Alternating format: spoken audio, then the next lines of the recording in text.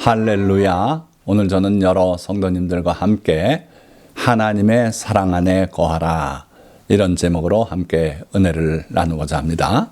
여러분들은 어떻게 생각하시는지 몰라도 저는 주일학교를 다닐 때에 한 가지 궁금증이 생겼어요. 목사님이 축도를 하실 때 하나님 아버지의 지극하신 사랑하심과 예수 그리스도의 은혜와 그리고 보혜사 성령님의 내주하시는 복이 여러분들 위에, 가정 위에 있기를 축원하노라, 이런 식으로 축도를 하시지 않습니까? 그런데 제가 궁금했던 것은 왜 예수 그리스도의 사랑이 아니고 아버지 하나님의 사랑인가? 그게 궁금했어요. 하나님은 구약 시대에 아주 엄히하시고 또 잘못하면 진노하시고 심판하시고 그런 하나님 아니신가? 그랬는데 성경을 쭉 보면은 아버지 하나님의 사랑이 맞아요. 그 하나님께서 우리를 사랑하셔서 자기 독생자 예수 그리스도를 이 땅에 보내어 우리의 죄를 속량하시고 그리고 우리를 하나님의 자녀 삼아주지 않았습니까? 그러니까 모든 내용이 다 하나님의 사랑이고 다만 예수 그리스도께서 이 땅에 오심으로 확실하게 증거가 된 거지요.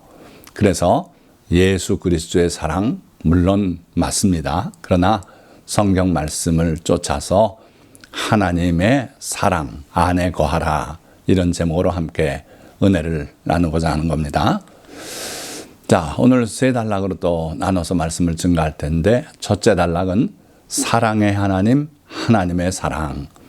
자, 예수 그리스도께서 이 땅에 오시기 전에 구약 시대를 중심으로 살펴보려는 거예요. 신명기 33장 3절 말씀이죠. 여호와께서 백성을 사랑하시나니 모든 성도가 그의 수중에 있으며 주의 발 아래에 앉아서 주의 말씀을 받는도다. 애굽에서 인도해 낸 그 백성을 하나님께서는 성도라고 이렇게 표현했어요. 하나님의 백성이 돼서 그냥 막 살아가는 게 아니라 하나님의 주신 말씀을 따라서 거룩한 삶을 살아가기 때문에 그들이 성도가 되는 거죠. 그래서 하나님께서 자기 백성을 사랑하시는데 그들이 성도가 되어서 그의 수중에 있으며 주의 발 아래 앉아서 주의 말씀을 받는도다 그랬어요.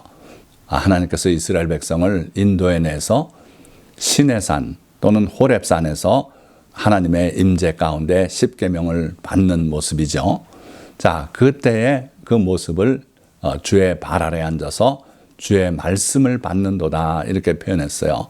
그러니까 하나님의 계명은 결국 크게 보면 하나님의 말씀인데 왜 하나님께서 자기의 택한 백성에게 하나님의 계명을 허락하셨는가?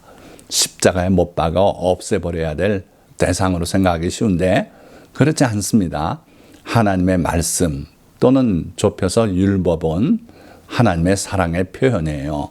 자기 백성이 세상을 살아나갈 때 마귀의 밥이 되지 않고 불행한 삶을 살지 않도록 하나님께서 세밀하게 그들에게 살아가는 방법, 하나님의 뜻에 맞게 어떻게 살아갈지를 일러주신 게 바로 율법이고 하나님의 말씀이죠. 예를 들면 간음하지 말라 십계명에 분명히 말씀하셨는데 간음을 저지르고 음행을 저지르고 하다 보면은 살인이 벌어지고 이런 일이 참 많습니다. 그래서 하나님께서는 그러한 불행한 일이 일어나지 않도록 간음하지 말라 그러셨고 우상에게 절하지 말라 그러셨고 다른 신을 두지 말라고 하신 것. 그렇게 살면 결국 사탄의 밥이 되고 하나님의 심판에 놓이게 되고 불행한 삶을 살기 때문에 금하신 거죠. 그래서 하나님이 우리를 사랑하시느냐? 첫째는 하나님의 말씀을 주신 걸로 봐서 그렇다 하는 거예요. 하나님의 말씀, 우리를 지켜주시고 바른 길 가게 하시고 그 사망의 음침한 골짜기에서 망하지 않도록 그렇게 주신 것이 바로 주의 말씀이다. 여러분들 이러한 믿음으로 살아가시면 복된 사람인 줄 믿습니다. 자, 또 하나님의 사랑이 과연 어떠했는지 출애굽기 34장 6절에서 7절 상반절 말씀을 보면은 하나님께서 모세를 바위 틈에 세우시고 여호와께서 그의 앞으로 지나시며 선포하시되 여호와라 여호와라 자비롭고 은혜롭고 노하기를 더디하고 인자와 진실이 많은 하나님이라. 자, 이 말씀이 과연 하나님의 사랑을 나타내고 있는가? 그렇습니다. 자, 보세요. 여호와라 여호와라 자비롭고 은혜롭고, 이거 사랑 아닙니까? 하나님 아버지께서 우리에게 그런 분이시다 하는 거예요. 또 노하기를 더디하고 인자와 진실이 많은 하나님이라. 인자를 천대까지 베풀며 악과 과실과 죄를 용서하리라. 우리는 하나님은 심판하시는 두려운 하나님이다, 이렇게 생각하기 쉬운데 우리의 악과 과실과 죄를 용서하시는 하나님이시다 하는 거예요. 자, 그러니까 하나님은 과연 사랑이신 하나님이시다 하는 거죠. 자, 거기다가 스바냐 3장 17절의 말씀을 보면 이스라엘이 하나님께 반역하고 우상을 섬기고 그런 중에서도 하나님의 모습은 이렇게 그려져 있어요. 너의 하나님 여호와가 너의 가운데에 계시니 그는 구원을 베푸실 전능자이시라. 그가 너로 말미암아 기쁨을 이기지 못하시며 너를 잠잠히 사랑하시며 너로 말미암아 즐거이 부르며 기뻐하시리라 하리라. 자, 하나님께서 우리를 얼마나 사랑하시는지 그 이스라엘 백성을 심판하시는 가운데에서도 그들을 사랑하신다는 거예요. 그래서 지금은 하나님의 매를 들어 때리지만 장차는 구원을 베푸실 전능자시다. 그분은 너로 말미암아 기쁨을 이기지 못하시며 너를 잠잠히 사랑하시며 너로 말미암아 즐거이 부르며 기뻐하시리라. 하나님께서 이스라엘 백성이 번창해 가는 것을 보시면서 즐거이 부른다 그랬어요. 하나님이 노래 부르신대요. 자, 이 모습에서 하나님의 지극한 사랑을 볼 수 있지 않습니까? 누가 구약의 하나님은 심판자 두려운 하나님이라고 말할 수 있겠습니까? 심판도 하시지만 그 가장 밑바탕은 사랑이다. 그래서 하나님은 사랑이시라고 우리가 말하는 겁니다. 자, 호세아 3장 1절 상반절의 말씀은 여호와께서 내게 이르시되 이스라엘 자손이 다른 신을 섬기고 건포도 과자를 즐길지라도 여호와가 그들을 사랑하나니. 자, 이건 도대체 무슨 말씀입니까? 하나님께서 이스라엘 백성을 어찌 사랑하는지를 친히 보여주시고자 호세아 선지자에게 음행한 여인을 아내로 삼으라고, 그 여인이 또 바람이 나서 다른 남자를 쫓아갔을 때 또 가서 그 여인을 속량하고 돈으로 갚고 또 데려와서 다시 또 아내로 삼고 그러라 그러셨어요. 그 호세아 선지자에게 이스라엘 자손이 다른 신을 섬기고 건포도 과자를 즐길지라도 여호와가 그들을 사랑하나니. 자, 하나님은요, 우리가 하나님의 말씀대로 바로 살고 그럴 때만 우리를 사랑하시는 게 아니라는 거예요. 설령 다른 신을 섬기고 바알을 섬기고 몰렉을 섬기고 다른 신들을 따라 섬길지라도 그래도 하나님은 우리를 사랑하신대요. 그렇다고 그냥 마냥 사랑하냐? 그건 아니고요. 나라를 없애버리기도 하고 심판도 하십니다. 그러나 근본은 사랑이다 하는 거예요. 또 건포도 과자를 즐길지라도, 여러분들 그 중국집에 가면 식사 다 한 후에 이렇게 후오천 쿠키라고 나오지 않습니까? 깨보면 그 안에 종이에 또 뭐라고 써 있는 게 있어요. 이게 미신이죠. 하나님의 말씀이 거기 기록되어 있습니까? 아닙니다. 앞날을 예언하는 그런 말들이 써 있어요. 그래서 이것은 점치는 것과 같다 해서 저는 이 과자를 건드리질 않습니다. 그러니까 이 건포도 과자라는 게 마치 그런 거예요. 이방의 관습이 들어와서 그거를 즐기고 하는데 그럴지라도 여호와가 그들을 사랑하신다. 그거 먹었다고 미워하지 않으신다는 거예요. 그러나 그런 악습관을 버리고 깨끗한 그런 삶을 살기를 하나님은 원하시는 거죠. 어찌됐든 하나님께서는 우리가 잘못 나갈지라도 사랑하시는 분이시다. 자, 다시 또 호세아 11장 8절 말씀에는 에브라임이여 내가 어찌 너를 놓겠느냐, 이스라엘이여 내가 어찌 너를 버리겠느냐, 내가 어찌 너를 아드마같이 놓겠느냐, 어찌 너를 스보임같이 두겠느냐. 자, 이건 무슨 말씀입니까? 아드마나 스보임은 이게 다 소돔과 함께 멸망했던 성읍들이죠. 하나님께서 그들도 사랑했어요. 그러나 그들은 결국은 놓아버리지 않았습니까? 그래서 다 멸망하고 말았지 않습니까? 그러나 이스라엘은 하나님께서 그렇게 안 하시겠다는 거예요. 내가 어찌 너를 놓겠느냐, 내가 어찌 너를 버리겠느냐, 결코 그렇게 안 하신다는 거예요. 자, 무슨 관계 때문에 그렇습니까? 하나님과의 언약 관계 때문에 그래요. 아브라함 때부터 하나님께서 맹세하시고 언약 관계 속에 들어가고 이랬기 때문에 하나님께서 그들을 놓지 않으신다는 거예요. 우리는 어떻습니까? 우리는 나사렛 예수 그리스도께서 우리를 위해서 십자가에 못 박혀 죽으시고 그를 믿는 자마다 하나님의 자녀가 되게 하겠다고 하셨기 때문에 또 그 언약 관계에 있어요. 그래서 우리가 잘못해도 하나님께서는 매를 들어 때리고 그렇게 몰아가실지라도 우리를 버리지는 않으시겠다는 거예요. 이게 바로 하나님의 사랑이다 하는 거죠. 자, 두 번째 단락. 예수 그리스도를 통해 보여주신 하나님의 사랑이에요. 구약 시대도 하나님께서 언약 때문에 그들을 사랑하셨고 그들을 버리지 못하고 그렇게 사랑하셨는데 우리 신약 성도들은 어떻습니까?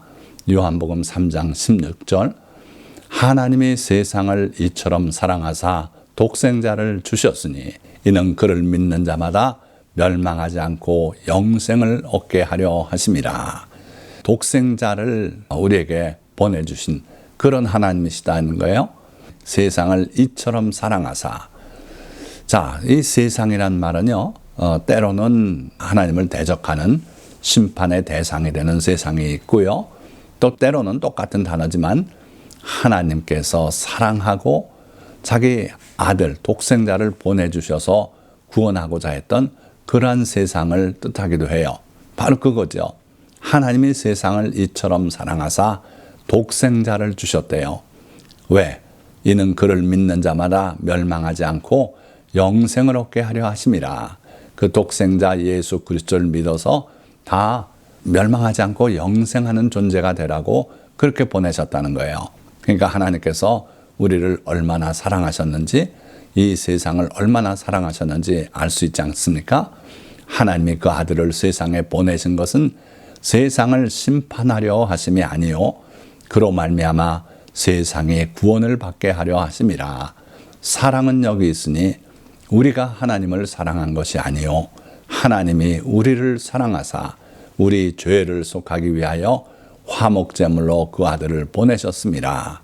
그러니까 예수님이 땅에 오시고 십자가에 못 박혀 죽으시고 부활하시고 이 모든 것이 하나님의 사랑으로 인해서 이루어진 일들이다 하는 거죠. 그래서 구약의 그 하나님의 사랑이 신약에서는 예수 그리스도를 보내주심으로 그렇게 확증이 되고 우리에게 나타났다 하는 거죠.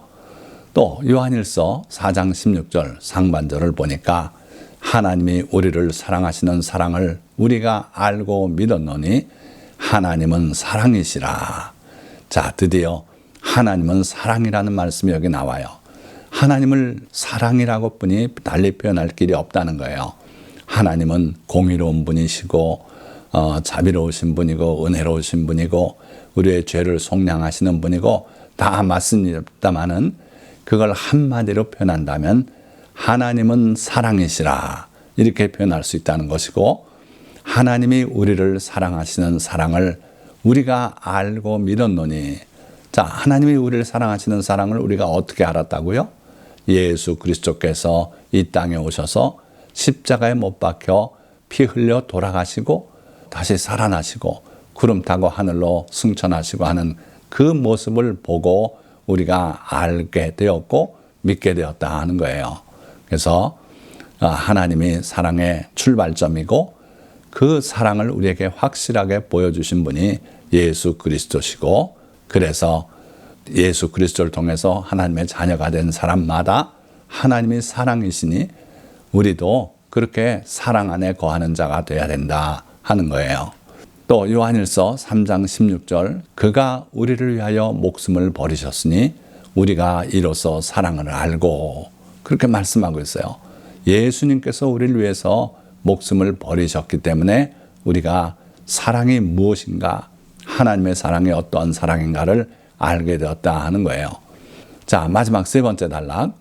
사랑의 주님이 우리에게 요구하시는 것들은 무엇이 있습니까? 첫째, 내 하나님 여호와를 사랑하라. 신명기 6장 5절 말씀이죠. 너는 마음을 다하고 뜻을 다하고 힘을 다하여 내 하나님 여호와를 사랑하라. 왜 그렇습니까? 하나님은 사랑이시고 그분이 우리를 사랑으로 택하시고 부르시고 구원하셔서 하나님의 거룩한 백성이 되게 하시고 영생을 얻게 하셨으니 우리가 그 하나님을 사랑해야 되지 않겠습니까? 그래서 마음을 다하고 뜻을 다하고 힘을 다하여 내 하나님 여호와를 사랑하라 그러셨어요. 그러니까 여러분들 올해부터는 마음을 다하고 뜻을 다하고 힘을 다하고 신약에서는 목숨을 다하고까지 있어요. 그래서 순교를 하는 한이 있어도 그들은 주님을 사랑하지 않았습니까? 어떻든 주님을 사랑하는 그런 여러분들이 되시기를 축원드립니다. 두 번째, 내 이웃을 내 자신같이 사랑하라. 레위기 19장 18절 말씀이죠. 원수를 갚지 말며 동포를 원망하지 말며 내 이웃 사랑하기를 내 자신과 같이 사랑하라. 나는 여호와이니라. 자, 구약의 하나님, 두려운 하나님, 그렇지 않습니다. 사랑을 명하는 하나님이세요. 그분이 사랑이시기 때문에 그렇습니다. 그러니까 우리에게 억울하게 한 그런 사람들, 그 원수 갚겠다고 칼 갈고 있고, 이거는 하나님의 백성이 아니에요. 붉은 용에 속한 사람들이 그런 일을 합니다. 하나님께 맡기라 그랬어요. 동포를 원망하지 말며 내 이웃 사랑하기를 내 자신과 같이 사랑하라. 이게 누구의 말씀이라고요? 나는 여호와이니라. 하나님께서 친히 그렇게 일러주셨어요. 그러니 올해는 여러분들이 이웃 사랑하는 그런 해가 되시기를 축원드립니다. 자, 세 번째는 나의 사랑 안에 거하라. 그렇게 말씀했어요. 나의 사랑 안에 거하라. 내가 아버지의 계명을 지켜 그 사랑 안에 거하는 것 같이 너희도 내 계명을 지키면 내 사랑 안에 거하리라. 내 계명은 곧 내가 너희를 사랑한 것 같이 너희도 서로 사랑하라 하는 이것이니라. 어떻게 해야 주님의 사랑 안에 거하겠습니까? 내 계명을 지키면 내 사랑 안에 거하는 것이다. 분명히 말씀했고요. 너희도 서로 사랑하라. 이게 바로 내 계명이다. 또 나의 계명을 지키는 자라야 나를 사랑하는 자니 나를 사랑하는 자는 내 아버지께 사랑을 받을 것이요 나도 그를 사랑하여 그에게 나를 나타내리라. 그래서 우리가 주님의 계명을 지킴으로써 주님의 사랑 안에 거하는 그러한 성도가 되시기를 축원드립니다. 자, 네 번째는 그가 주신 책무와 법도와 규례와 명령을 항상 지킴으로써 주님의 사랑 안에 거하시기를 축원드립니다. 신명기 11장 1절 말씀이에요. 그런즉 내 하나님 여호와를 사랑하여 그가 주신 책무와 법도와 규례와 명령을 항상 지키라. 하나님께서 우리에게 주신 책무가 있지 않습니까? 땅끝까지 복음을 전파하라고 했어요. 그래서 특별히 그 책무를 맡은 분들 선교사로 가서 자기 목숨을 바치면서 그 일을 하지 않습니까? 사람마다 하나님이 주신 책무가 각기 다른 것 같아요. 어찌됐든 주님께 받은 사명이 있다면 잠시 하다 지치고 물러가지 말고 천국에 이르는 그날까지 여러분들의 책무를 다하시기를 주님의 이름으로 축원드립니다. 기도가 책무인 분도 있어요. 성전에서 밤낮 기도하며 주님이 오실 때를 기다렸던 분도 있고 그렇습니다. 또 법도와 규례와 명령 한 말씀으로 정리하면 율법이 되기도 하고 또 말씀이라고 할 수도 있어요. 주님의 말씀을 항상 지키거라. 이게 바로 우리가 주님의 사랑 안에 거하는 방법이 되는 거죠. 그래서 주님을 사랑함이 여러분들의 삶과 신앙의 원동력이 되게 하십시오. 그럴 때 여러분들은 주님의 사랑 안에 거하게 되는 겁니다. 또 요한일서 2장 5절 말씀, 누구든지 그의 말씀을 지키는 자는 하나님의 사랑이 참으로 그 속에서 온전하게 되었나니 이로써 우리가 그의 안에 있는 줄을 아노라. 하나님의 말씀을 지키는 자라야 하나님의 사랑이 참으로 우리 안에 있고 또 온전하게 이루어졌다 하는 거예요. 자, 마지막 5번째. 이 세상이나 세상에 있는 것들을 사랑하지 말라. 누구든지 세상을 사랑하면 아버지의 사랑이 그 안에 있지 아니하니. 아니, 하나님은 세상을 이처럼 사랑하사 그러더니 우리 복은 세상을 사랑하지 말라 그러는 겁니까? 아까 말씀드렸지만 세상이 두 가지 의미가 있습니다. 하나님을 등지고 사탄에게 굴복하고 그렇게 살아가는 세상이 있고요. 그 세상은 사랑해서는 안 된다. 그 세상에 있는 것도 사랑하지 말라는 거예요. 누구든지 세상을 사랑하면 아버지의 사랑이 그 안에 있지 아니하다. 분명히 말씀했어요. 그래서 여러분들 올해는 세상 사랑하지 말고 주님을 사랑하고 주님의 사랑 안에 거하는 한 해가 되시기를 축원드립니다. 자, 말씀을 맺겠습니다. 하나님은 사랑이시며 우리를 사랑하여 독생자를 화목제물로 보내주시고 그의 보혈로 우리 죄를 사하여 우리를 자기의 백성으로 삼으셨습니다. 우리는 주님의 이 사랑을 알고 그를 사랑하며 그의 사랑 안에 살아야 합니다. 그의 사랑 안에 산다는 것은 우리가 주님과 이웃을 사랑하고 그의 사랑이 우리의 삶과 신앙의 원동력이 되어서 그의 책무와 법도와 규례와 명령들을 성실히 준행하며 이 세상과 세상에 속한 것들을 사랑하지 않음을 말합니다. 그럴 때 주님은 우리를 더욱 사랑하시고 우리와 함께 하실 것입니다. 이러한 은혜와 사랑 속에 2024년과 다가오는 모든 해들을 살아가시기를 예수 그리스도의 이름으로 축원드립니다. 기도하겠습니다.